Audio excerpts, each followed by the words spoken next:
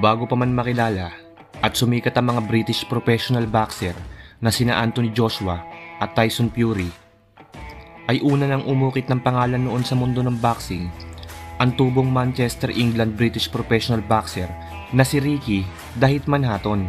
Bagamat maiksi ang naging karir nito sa amateur boxing, ay nagawa naman itong makasungkit ng 7 British titles at magkaroon ng pagkakataong may representa ang kanyang bansa noon sa 1996 IBA Youth World Boxing Championships. Sa edad na 18 ay pumasok na ito sa professional boxing. Taong 1999 nang unang mapasabak ito sa isang international title fight kontra kay Dillon Caro para paglabanan ng bakanting WBO Intercontinental Super Light Welterweight title. Nanalo ito via TKO sa round number 5. Matapos nito ay naging sunod-sunod na ang mga panalo nito at naging kilala bilang isa sa pinakamahusay na body puncher noon sa kanyang dibisyon. Taong 2005 nang mapasabak na ito sa isang major world title fight kontra sa isang legendary boxer na si Kostya Tszyu. Sa labang ito ay heavy underdog si Ricky Hatton sapagkat noong mga panahong iyon ay si Kostya Tszyu ang champion at top pound for pound noon sa light welterweight division. Pinaglabanan nila ang hawak nitong IBF World Super Light Welterweight title. Hindi naging madali ang laban para kay Hatton. Sa mga naunang round ay parehong nagpapakawala ang mga ito ng mga mabibigat na suntok. Pero hindi din nagtagal ay unti-unti nang nakuha ni Hatton ang pace ng laban. Dahil sa matinding pressure na ginagawa nito sa champion, nagbitaw ito ng malalakas na body shot na naging dahilan upang manghina at bumagal ang kalaban. At pagsapit ng round 11, ay dito na tinamaan ng mga sunod-sunod na solid punches ng champion. Halos di na makaganti ang champion sa dami ng suntok na tumatama dito. At bago mag-umpisa ang final round, ay nagpa siya ng itigil ng corner ng champion ang laban. At dahil nga dito ay naagaw ni Hatton ang IBF World Super Light Welterweight title. Matapos ang impresibong panalo ni Hatton kontra kay Kostya Tszyu, ay hinarap naman ito ang Colombian boxer na si Carlos Mausa para sa isang unification bout kung saan tinalo niya ito via knockout sa round 9.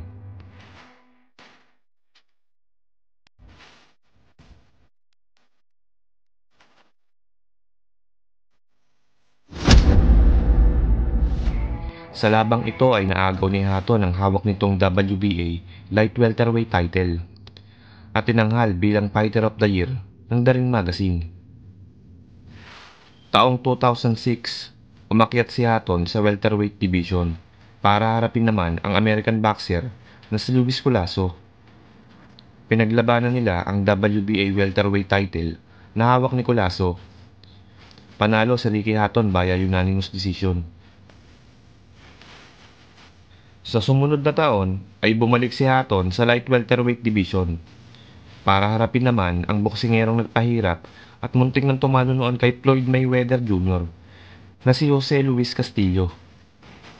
Tinalo ni Hatton si Castillo via knockout sa round number 4 kung saan tinamaan ito ng isang solid na suntok sa katawan. Sa lakas ng suntok na tumama sa bodega nito ay 4 na piraso ng tadyang ni Castillo ang nabali.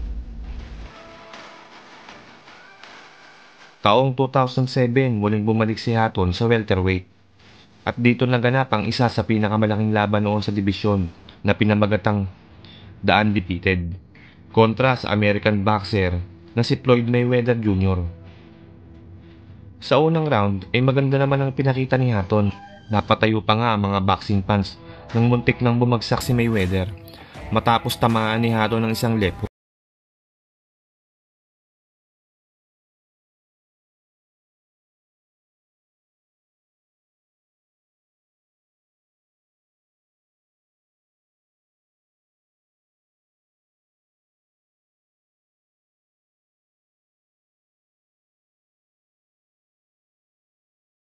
Nakaharap nito si Paulie Malignaggi.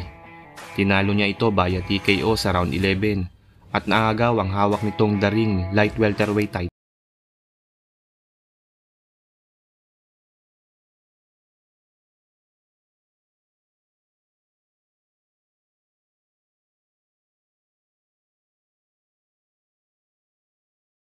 na panglaban na pinamagatang The Battle of the East and West. Ang main event dito ay ang sagupaan ni Manny Pacquiao at Ricky Hatton para sa lineal at IBO World Light Welterweight titles. Bago ang laban, kasama ang trainer nitong si Floyd Mayweather Sr., ay kumpiyansa ang Briton na madali niya lang matatalo ang ating pambato. Natila kabisado na daw nila ang galaw ni Pacman. A glimpse of the opponent is emboldening. Same move every time. From Freddie Roach. Yeah. Same move. That's what I was trying to tell you. Right hook, roll under. Right hook, roll under. Right hook, still off. Pero sa mismong laban na, ang inaasahan nito na isang madaling laban ay tila naging isang bangungot sapagkat hindi makasabay ang hitman ng Britanya sa bilis ng ating pambansang kamao. Sa unang It's always a little better than I thought. Watch out, his hand go down, and Pacquiao comes right over. Right on the button. dahil sa pagkatalo ay labis itong dinamdam ni Hatton.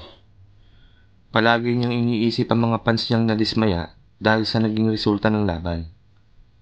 Dahil dito ay unti-unting napabayaan ni Hatton ang kanyang sarili. Ang mga magulang nito na dapat ay makakatulong sana sa pagbangon nito ay nakaaway pa niya, kaya pakiramdam nito ay wala na siyang karamay at wala ng silbi. Nawalan na ng ganang tumuntong sa boxing ring si Hatton. Araw-araw itong naglalasing, hindi lang para makalimot, kundi baka sakaling ito ang maging paraan para bawian na siya ng buhay. Hindi pa siya nakontento.